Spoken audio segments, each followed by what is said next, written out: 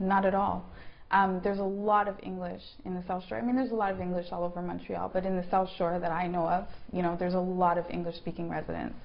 And I think everybody there who, you know, speaks English, they deserve to be, you know, approached in their language, and they deserve to understand what's happening or what's going on, especially in a situation like that. And it's surprising to me because, you know, I even marked it down here because I really wanted to point this out. Like on their website, it says that their officers have a working knowledge of English, that, you know, they have to speak with people in English and or French, and they blatantly chose not to. And that was very surprising to me. We were disappointed. As far as you're concerned, you've been discriminated against in more ways than one. Absolutely. On top of being English speaking, the boys were, and myself and my partner at the time, we were also black. So I think that, I mean, we're still black now, but I'm just saying at the time I really think that those were two major issues for them. Your son and his brother were obviously very shocked by this. They're not in Quebec anymore. Do you think it's actually played a role in their decision to go back to New Brunswick? I think it has. I mean, Terrell, who's my son, he just recently returned back, but that's because his family's here. And Terrell's very family-oriented and wants to stay with his family. Nathan loved Montreal. He wanted to stay in Montreal, but I think this situation definitely had an impact on his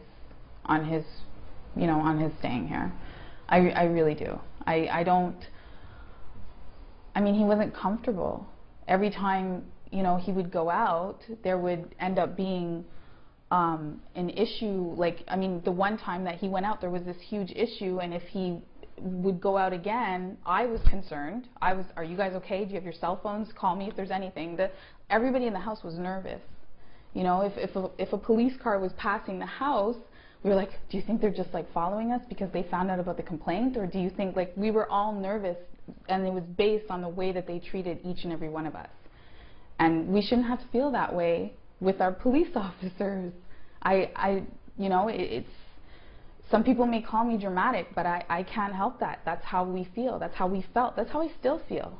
I still feel that way. And I think it's disgusting that we were put in that position and that Nathan wasn't comfortable enough to stay.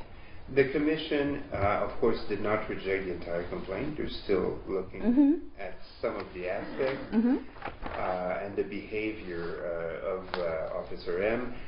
Do you at least still hope that something good will come out of this, or you've lost complete faith in the Police Ethics Commission? You know, I haven't lost complete faith. I think that things can be turned around and people could realize the error of their ways, and that's part of the reason why I'm doing this. I'm not doing this because, you know, I want to get a police officer fired and no job, and I mean, he probably has a family. I just want them to understand that they can't do this to people. Language, race, they can't do this. So I'm hoping that, you know, they realize that. I really do.